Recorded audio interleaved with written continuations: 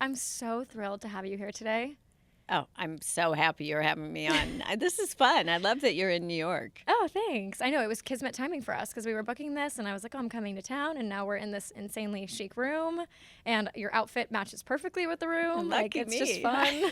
It's so nice. I am such a fan and admirer of you and your work. I am like an OG RealReal girl. I think I've been on there since 2012. Every time I sign on there, it says like... you are. Yeah. You're very early. Very early. I think my mom, who's a big fashion lover, was an early adopter of the RealReal. And Because we launched in June of 2011. So you're really early then. I'm such a big fan. Well, thank you. Of course. And especially now you're writing a book. You have so much to look forward to. I'm so excited to dive into all that today. Okay. A little nervous about the book coming. I'm excited, but nervous. Oh, my God. For me, it was, I felt like the story of creating the RealReal was a big story. Yeah. And it has so many lessons along the way. And it was mostly fun, but it was also crazy. Yeah. That I wanted to write a true story because, let me tell you, and going out to meet with publishers, which my agent did, she heard time and time again, women's business books don't sell. And, I mean, we ended up with a couple of offers, but, I mean, that was, 98% no. You only need one, or you self-publish. But women's business books don't sell. And then when I thought about it, I buy most women's business books. Yeah. And they're more promotional. Right. And which is fine, and they serve a purpose. This isn't. This is really, it's sort of down and dirty what it's like to, create something which started in my home to getting it to $1 billion and working in the venture capital world. And I take you year by year and what happened and stories and anecdotes and, to present day. So it's a ride. It's a ride, but starting a company is a ride. It's really something. I think now more than ever, there's a very big appetite for stories from women in tech who have gone on to work in other industries that are not just Silicon Valley focused. Julia and I actually have a friend who has an Instagram account called Data But Make It Fashion. She went to Harvard. Oh, I know that site. Best. Love it. Love it. Yep. And I think her rise and her kind of not overnight success, but she's definitely had a very high demand in the last year. And I think it's because there is this appetite for more stories from other people who have taken what they love and turned it either into a fashion business or a beauty business, but not sacrificed not having to be in the tech space or the startup space. It's amazing. Let's first, before we go in there, we always open the show with asking what you wore to pod today. So let's start there. Before we get into the nitty gritty of the RealReal, I have to know what you put on today because everything about your outfit is perfect. That ring is unbelievable. Which one? The one on your... This one? Anti-ring finger. Oh, right. All right. So this is Diane von Furstenberg. It's the perfect wrap dress. I love her things. I know her. I consider her a friend. And honestly, she knows how to cut for women. Yeah. They're so easy to wear. They're gorgeous. And, I mean, they're sexy. Yes. You look amazing. Which is what I think she is, right? Yes. She's all those things. She's so fabulous. She is so fabulous, without a doubt. These are Louboutins. Yep. I need my platforms because I'm short. So am I. These are all RealReal. Okay. So we've got some Cartier. Love. This is my friend. You may even know. Darn it, I wish I knew her. Anyway, from LA, Fran Lasker. Her daughter does jewelry. Do you know Fran? Do you know her daughter? This is crazy. I grew up with them. That's one of my mom's oldest friends. Oh my gosh. So Sienna's jewelry line. That's Sienna's? That is Sienna. Sienna, I'm giving you a call, babe. Yep. So, wow. How it's gorgeous. I know. Well, I'm LA born and bred. Yeah. So whenever I wear this, everyone's like, where can I buy this? I'm like, well, I can hook you up. It's so gorgeous. These might even be Cartier. They're beautiful. And then Presley Oldham, do you know him? Presley Oldham? I don't think He's so. adorable. He's a young designer. He tends to take other jewelry and remakes jewelry. Oh, beautiful. These are two of his necklaces, which I love him. So he's working really, really hard. Everything is recirculated, recycled jewelry. So this is him. I talked to him to actually help him with his business. He's sort of a one-man show trying to do everything, and he's young and gorgeous, but he's going to fall apart at some point. And this We all need mentors like you, okay? he's going to fall apart. And this is another Sienna. Oh, wow. Oh, my See? God. This is a crazy I can't thing that you're here on the believe podcast it. wearing all Sienna's jewelry. I love that. What a small world moment. But I think her things are so wearable Yes. and they're beautiful. And she's been doing it for a long time. She has. Yeah. Another successful entrepreneur. Yeah. Yes. I love it. And who makes your glasses?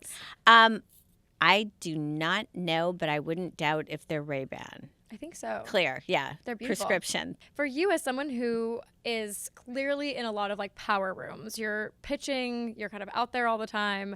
I love that you just said the DVF wrap dress is part of your kind of repertoire of quote unquote power suits.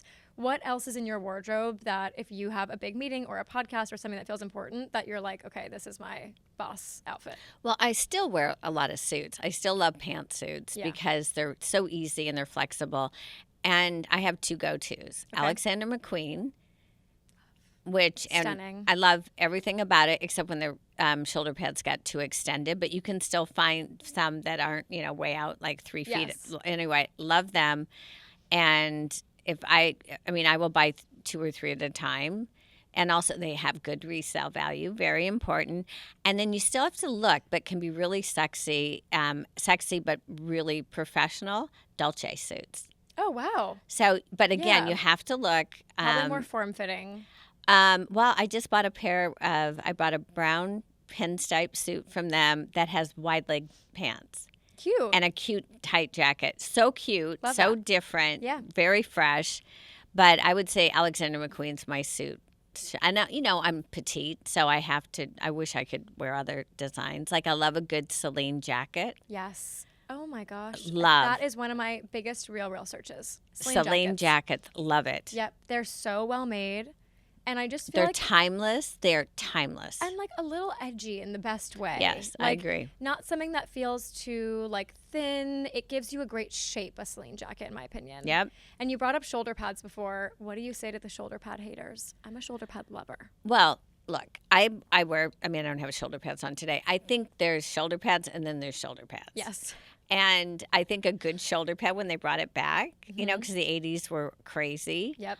When they brought it back and it was more just a little bit, they didn't go extreme. And even remember when Alexander McQueen did the little like Turk up? Yes. I thought it was fabulous. It cut a nice line. I have to say now the ones, they have really big ones. Yeah, they're giant. And for someone who's shorter, Yep. they look ridiculous. Yep. And I put it on because the salespeople, you got to try this on. I'm like, I'm going to do this for you. And then I come out, they're like, that looks ridiculous. Yes. And I'm like, I know. So the question is who can wear it? And I'd say if you are 5'11" to 6'2", you can wear it. Yes. And it'll look amazing on you. But for someone who's more petite, it's not right. So I actually wear them all the time. But and really the exaggerated ones? not the overly No, yeah. exaggerated ones, but I do really find myself drawn towards blazers and jackets that have a little bit of a shoulder pad because I find that it gives me that little oomph, like a little bit of extra height. I can't do the big ones. My favorite Real buy of all time was a Saint Laurent dress from maybe the 2018 runway, and it was that black kind of crepe long dress that went in at the waist, big gold buttons down the center. Oh, I know exactly which one. Yes. Yep, and big shoulder It's pads. So bad. Yeah, you're talking my language. Yeah. I mean, that's why we're here. I We're here to know. speak the same language for a I little know bit. it. I know. But that was my best Real buy of all time. I've worn it probably 30 times, and I've only had it for 2 years. And that has quite an exaggerated shoulder pad. But I think because the rest of the dress is It's the really line. form-fitting, Right. and I'll put my hair in a bun, it can be really elegant. But I think you have to work with it. I agree with you. Yeah. You really have to find the right shape shoulder pad for your body. All right. So the good news with shoulder pads, they make your hips look really little. Yes. Well, That's the good news. and they do give you a cool line. Yes, I But love when it. you have an oversized jacket with big shoulder pads, I just get lost. So do I. Yeah. You could have 2 or 3 people in there. I've actually had a few friends buy shoulder pads on Amazon, like the different size ones, and just kind of get them either tailored into a dress or a jacket if they need like a little extra shape. And I'm not mad at that. You I'm not mad shouldn't at be. it. That's a lot of work, though. I mean, I would do it. Would you? I'm always afraid. You know what? I love designers so much. I'm always afraid of ruining their line. Totally. And I'm talking about like more everyday pieces. Like Oh, a good okay. example is like I had a Reformation jacket that I was in New Zealand over the holidays, and it had big shoulder pads in it. And it's linen, and I paired it with a pair of linen pants, the exact same color. And I had it on, and I was like, I don't think the shoulder pads and the linen work. Like it it felt like antithetical almost in a way, and I literally cut them out. and then you get a nice relaxed thing. It was great. Yeah. And sure, I have maybe some scissor cuts in the blazer, but no one's seeing that on the inside, and I'm wearing the blazer all the time now. That's funny. Yeah. No, I get that. I Yeah. think I mean, my whole thing is if I go to if I buy, in retail, and they're like, well, we can alter it here and here and here. And because I'm just not that big, Yeah. I'm like, no, because you're going to lose the line. I think Right. It's true. There's only so far you can really go with altering. and I get, and I'm like, no, we have to try something else Yeah. because this is beautiful by itself. Yeah. But once you do what you say you're going to do, it's going to be, Dramatically changes it. and it's not worth it. Yeah. I can get a little crazy sometimes with my tailoring. I think I brought in a Real Armani blazer that I bought that was like a size 8, and I'm a size 0. And I was like, oh, just tailor it down. And my tailor looked at me and was like, you're insane. I'm Did he- not doing that. Oh, really? What'd you do with it? Resell it then? Yeah, I resold it. Yeah, I you can know. only go so far. You mentioned in the beginning that you started the RealReal when you were 53. 52. 52. Yes. Okay, 52. Yes. And I know you had so many other ventures before that. Tell me what your way in was. Like starting the RealReal at 52, you probably had so many other experiences before that. Like what was your way in? So I did. In fact, I was thinking about it today, and I didn't really write about it that much in the book, but I joined a company in 1990, I want to say 1995, called Berkeley Systems. And Berkeley Systems was flying toasters, but they became a gaming company. I joined as the VP, and the company was failing. And women quite often get opportunities when things are failing. They're basically like, let's throw a woman at it and see if they can fix it. Well, I did. I turned it around. We introduced this best-selling game called You Don't Know Jack. The founders sort of stepped way aside and didn't show up for a while, and then came back in and wanted to sell the company. But we already got online with that. So the company sold, and I was CEO. Then I got invited to interview for a job at a company called Real.com, REEL. Oh, wow. All right. And it was the first site to sell movies online. So this is 1997. Okay. It could have been 1990. It could have been 1998, but it was early. And Amazon started in 1997. So literally it was the beginning of e-commerce. Yeah. So did Real.com, and that sold. This is sort of a funny story. We ended up, again, the founder wanted to sell. I was the hired gun. I was the CEO. I think I got it up to around 40 million. Wow. The founder wanted to sell it. And Hollywood Video, which if you don't know what it is, it's because they've been defunct since 2010, bought it to try to get rid of the internet. All right? Okay. So, right, to stop internet distribution of Right. movies because they had a video store. Yep. And they were a big competitor with Blockbuster. Not as big, but a major competitor at the time. So then I got invited to interview for a company called Pets.com, which was being run in LA by some entrepreneur in his bedroom, in his condo, and it was out of control, and he had venture capital funding. And they said he didn't want to be involved. He goes, I don't know what I'm doing. So they asked me to come in, a venture capital firm asked me to come in. I said yes, and I took that, got it up. I think, again, it's all public, wherever the record is, but another big number, took it public very quickly, and then shut it down because we couldn't get financing for the second round. And that we had this puppet, the Pets.com puppet, who became fairly infamous.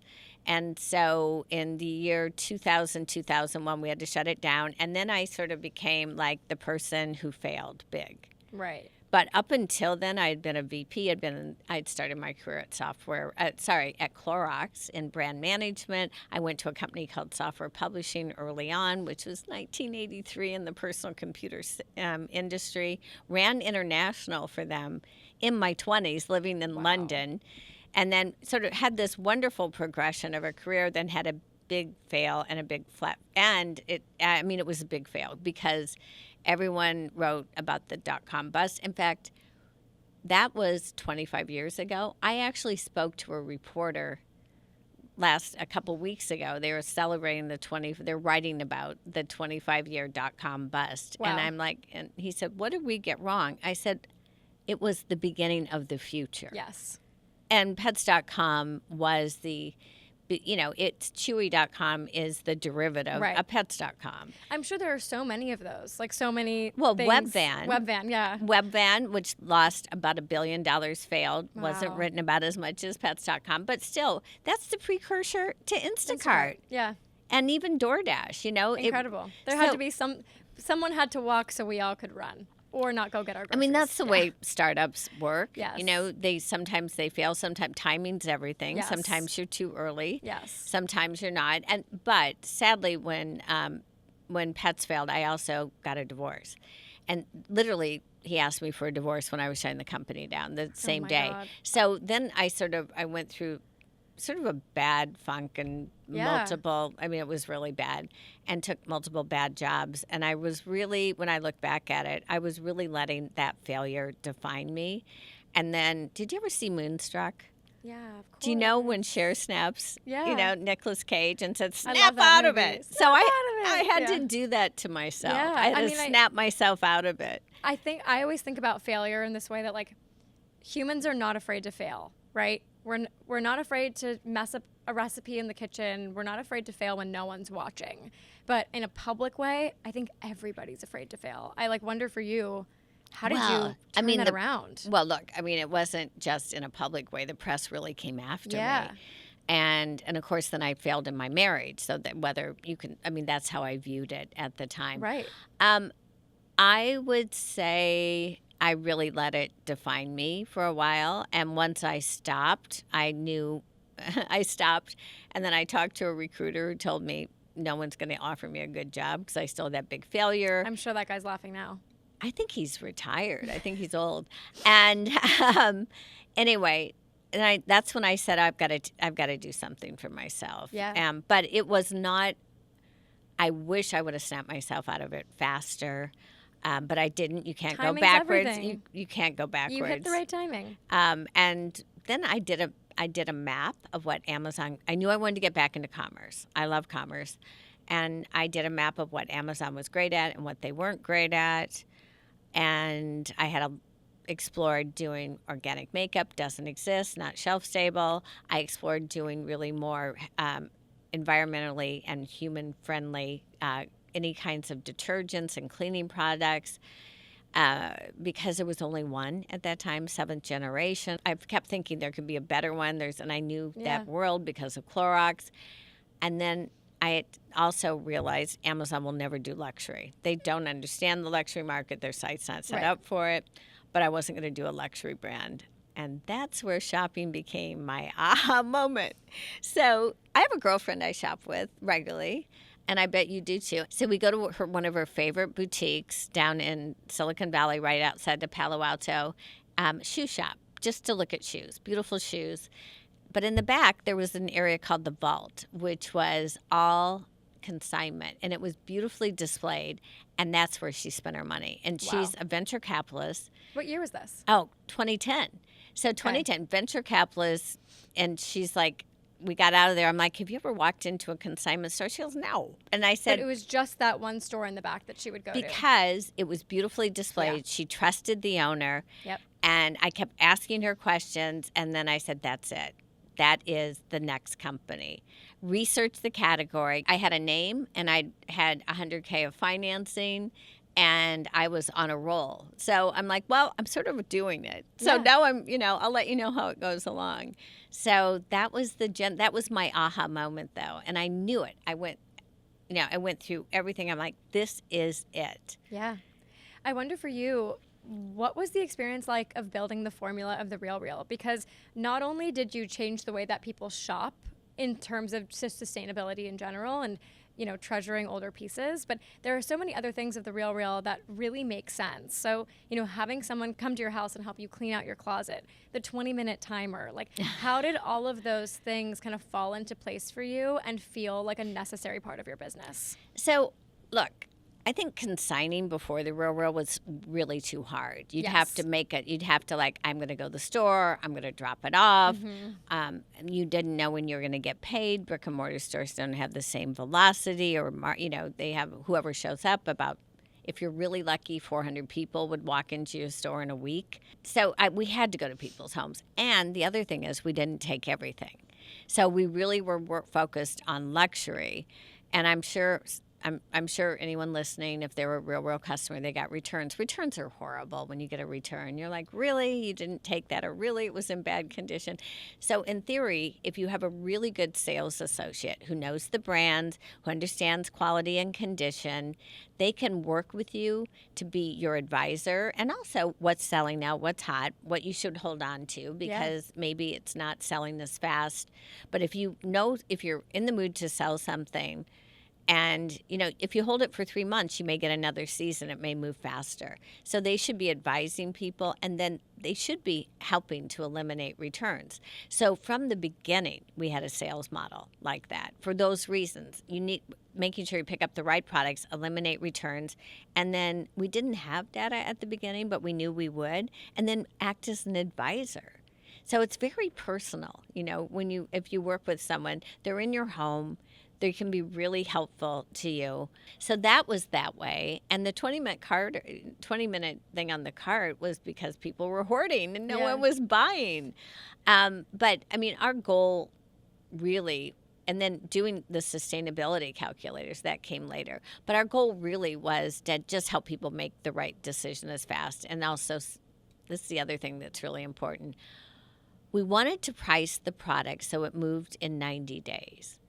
And the reason it needed to move in 90 days is we didn't want to build huge warehouses. And the other thing is, if it's not moving, especially when you have millions of people looking at the site, then the price isn't right. Right. So the goal was to move 90% of the product in 90 days. And I think they're still pretty close to that. I left there 2 years. If not, they're on average, they're probably in the high 80s. Yeah.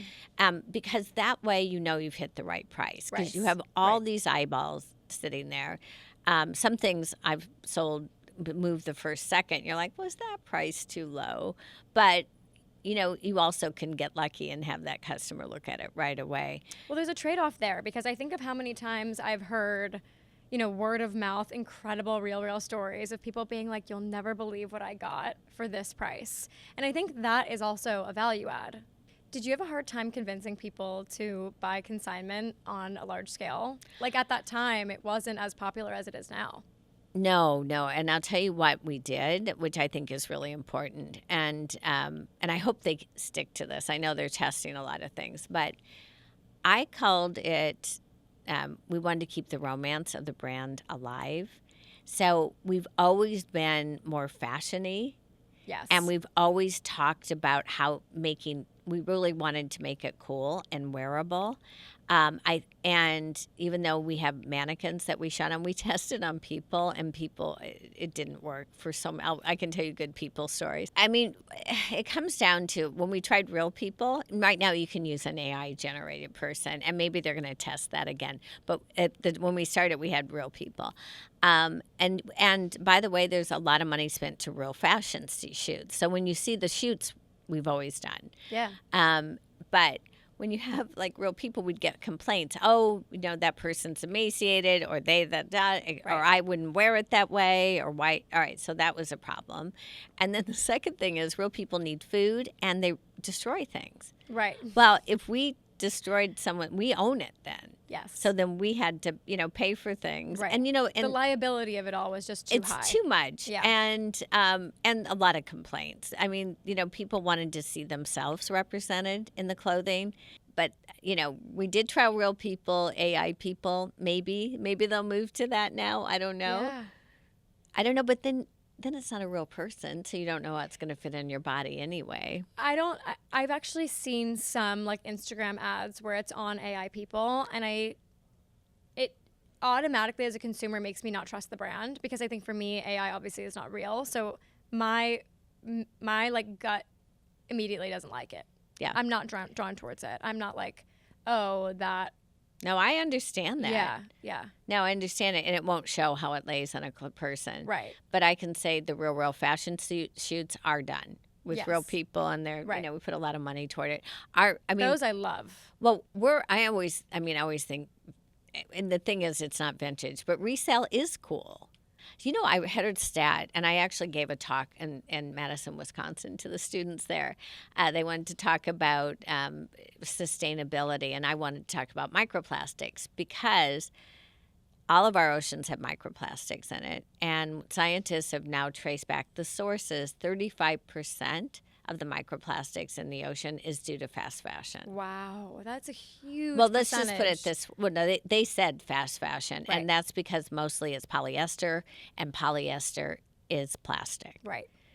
And we do not want plastic in our brains. Yeah. Yes. What brand do you think is on the ascent right now that is like a must-have on the RealReal? Oh, gosh, I don't have the numbers now. I can Right. just tell you what I love. Go for it. But it all may change, obviously. But I became sort of a Loewe person, only because it was interesting. I could still wear it, but it Yeah. was a little offbeat. I would imagine it's still a high seller on the RealReal. I like I said, I don't have the data. Honestly, I'm sure like Louis Vuitton still is. I'm Yep. sure Hermes is. I'm sure Chanel is. Yep. I'm sure Gucci's fallen a little bit, maybe a lot, but it's still up there because the luxury brands are still coveted. I'm sure Cartier is still up there. All of those things happen on a regular basis. But I thought Bottega did some really interesting things, but it never fit me. So I couldn't really wear a Bottega, but I loved looking at it. I love the way they worked the weaving even into the boots and the I shoes. love it. You know who goes in and out where I get really excited is Fendi. Yes. I know that sounds, Yeah. but I mean, a good Fendi bag. A good Oh, Fendi ready to wear is one of my favorites. oh, that's Truly. funny. I love Fendi ready to wear. I wear it a lot. I love their knits too. Yeah. One that I'm searching for a lot right now is Dries. I love Dries, but I you love know, Dries. the designer's changing. I went know. on a Dries buying pattern. Yeah. Love Dries. Yeah. I think with their sneaker right now, they're really making a comeback and also making a very concerted effort to attract a next generation younger consumer. And I find I've always loved Dries. Dries was, when I was in college, my North Star. And now I find myself shopping it again, looking it up on the RealReal. And I think there's one piece I want to buy. It's like this gorgeous suede navy dress. All right. It's in my cart, but obviously not because it's been 20 minutes. I'd love to hear your thoughts. I think authentication across the fashion industry is a very hot topic, and I'd love to hear your thoughts on it, as like the RealReal has had commentary about that. I mean, at this point, I think every retailer, whether you're secondhand, thrift shop, whatever, I think that conversation always comes up. What do you think about it? I think it's really critical we set that up at the beginning. And now, all right, so remember those numbers I told you. So Yes. think of like 7 million to 9 million products being processed. Every product's photographed. But let me just take a step back. There are patterns that you can identify on a consignor level for a consignor who also is most likely giving you fraudulent goods. Right. So when things come into the RealReal and there's just tons of white bags, the consignor, if they're put down the swim lane that says extra time with this one, it means they have all the hallmarks of our past. Now, they may be fine, but on a machine learning basis, they have a look like that the other ones that actually have given us fraudulent goods. Right. And then things are first passed. Most of it is being done, especially for handbags. Clothing's a different thing. Through picture identification, and then humans need to get involved. And that's where you develop all this deep expertise. Right. So it's huge. Now, fine jewelry and watches, the RealReal, when I was there, had the most gemologists in the world. In fact, the space that we had for evaluating it was bigger than our second warehouse. It was over 30,000 square feet. Oh my God, wow. And there's one here. There's might be more than one, but there's gemologists are spread all over. But there was one in Perth Amboy, one in Secaucus, and then one in Scottsdale when I was there. Huge, full of people training and retraining. But when you have all of that product coming through, you have a set of data that you know what a false positive or a fake one looks like because of historical. That doesn't mean look, people that counterfeit evolve so quickly and they're pretty evil. I tell a story of when someone sent thugs to my house. And so, yeah, because we wouldn't give them back the goods. So it's in the book. It was a terrifying moment. Wow. At night, beating on my door. And that night I happened to be home alone. And it was Terrifying just, no, story. It was terrifying. Good book moment. Good back moment. Terrifying story. But counterfeiters evolve quite a bit. Yeah. And here's the interesting thing. Right around Christmas, at least at the RealReal, let's say late October, it's almost like the counterfeiter ships that come in. Okay. And you start seeing repeats. It's like, okay, we got another one of these fake ones. We got another one of these. So you know exactly when you have a system at this Well, point. no, there's a huge system up front, which is now really sophisticated. That's unparalleled.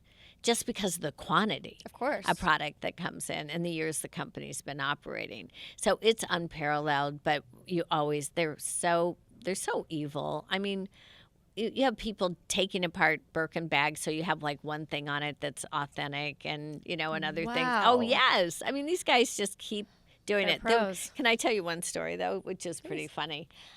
We had a socialite. I'm not going to tell you. It's from a town in California. Much photographed person. And wears Chanel a lot. The thing is, she doesn't wear real Chanel. She wore fake Chanel. She would get a piece, have her seamstress look at it, copy it, return the piece. Wow. And so she had fake Chanel, a lot of it. And she wanted to consign it from the RealReal. And we're like, and some of them she had real buttons, by the way. And we're like, this, and I mean, like hundreds of thousands of dollars if it was real. Yeah. Of resale value. So we had to, normally we would have actually called the police on her. Yeah. Because that's the standard practice. We just said, we cannot authenticate this. Give us the receipts. Well, they didn't have receipts. Oh, they were bought in your blah, blah, blah. And I said, look, we can't authenticate these. I'm sorry. We're gonna give you a pass on this first. And it was already like a couple $100,000. We're going to give you a pass, but we're not going to take this as consignment. If you do this again with us, we will confiscate all the goods. All right? Because that's what the company does. Right. So they hired a lawyer.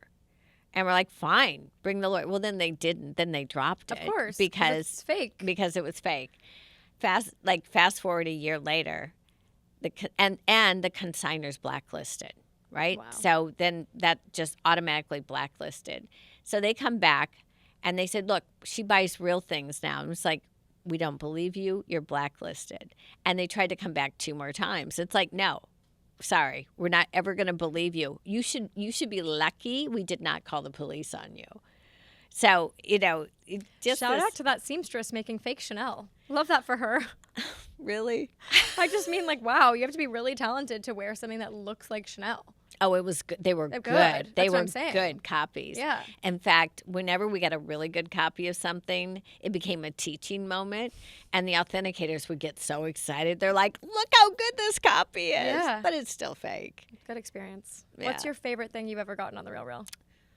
I would say, you know what? I'm probably wearing it. I would say my Cartier jewelry. Yeah. I also Good have buzz. a beautiful. I mean, honestly, I love it. I still have handbags. I have a Bottega handbag. I still have handbags that I'm not gonna. I have a couple puzzle bags that I got on the RealReal. I have a Never Full. I got on the Real bag. It's a good bag. They came back last year too. I love the a great Never bag. Full. I've got some Louis Vuitton duffels that I love. That's always been like on my wish list for a RealReal buy, like a Louis Vuitton duffel that I can just travel with. They're so gorgeous, and I Yeah. got a couple of the specialty ones, where Yeah. they're like they've done the flowers over it or something.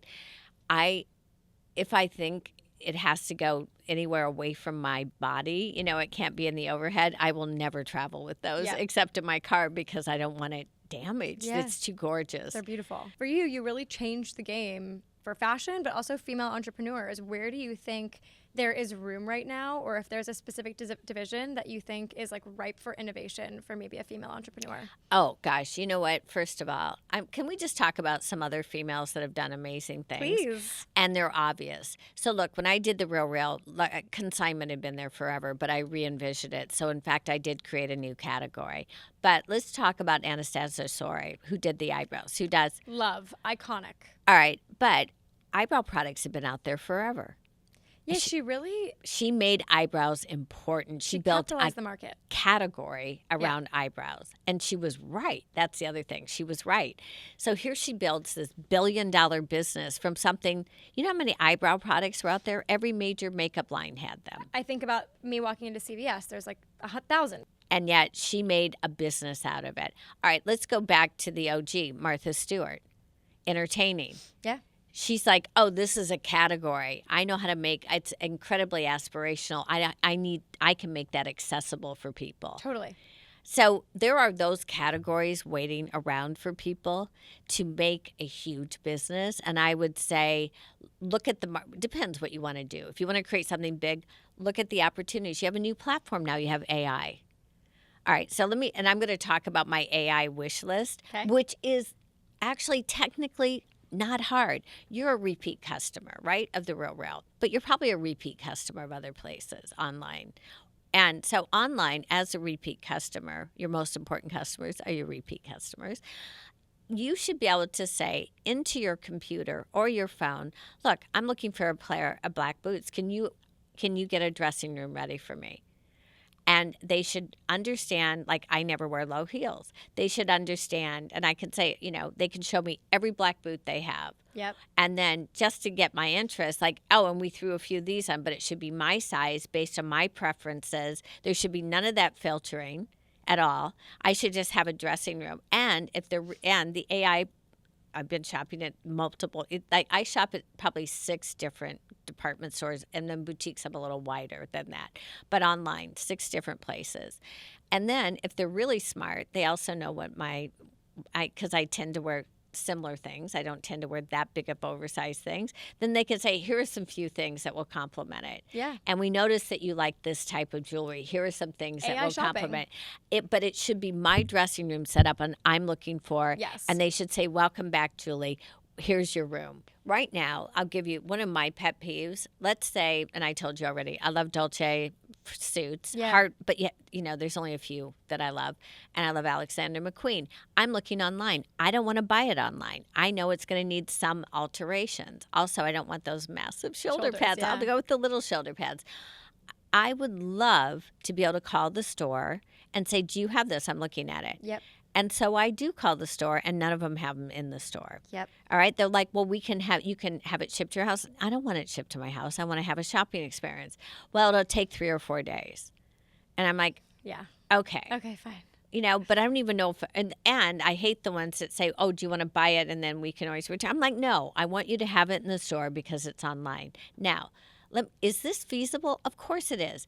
They know exactly what's in the Soho store. Yeah. Because it's not that hard. Yeah. And you can filter by store. And when it sells in the store, it automatically shows as sold online. That is table stakes. Yeah. And the fact that you can't look at a website and then find it in the boutique of the same brand is ridiculous. Crazy. I agree with you completely. I love how passionate you are about the industry and innovations. And I wonder for you, having gone through so many different iterations of your work life, what advice you have for someone who maybe is in their 20s and 30s and just hasn't found their thing yet? Number 1, be careful of who you surround yourself with. Your people around you do matter. All right. So it matters. So you really want to be around people that are energizing. Find your creatives. So find your creative people, whether it's creative and I don't care what it is. Find your people. Number 1. Number 2, so it's all about the people around you. And then I wrote, but it's all about you. So the other thing is when you have an idea, you have to treat it as precious. But ideas aren't anything until you put it into action. But still, treat it as precious. If you want to be an entrepreneur, the key is take that idea, test it, understand you don't want to waste your time on something that doesn't have a big potential or has a competitor. Make sure it's salient.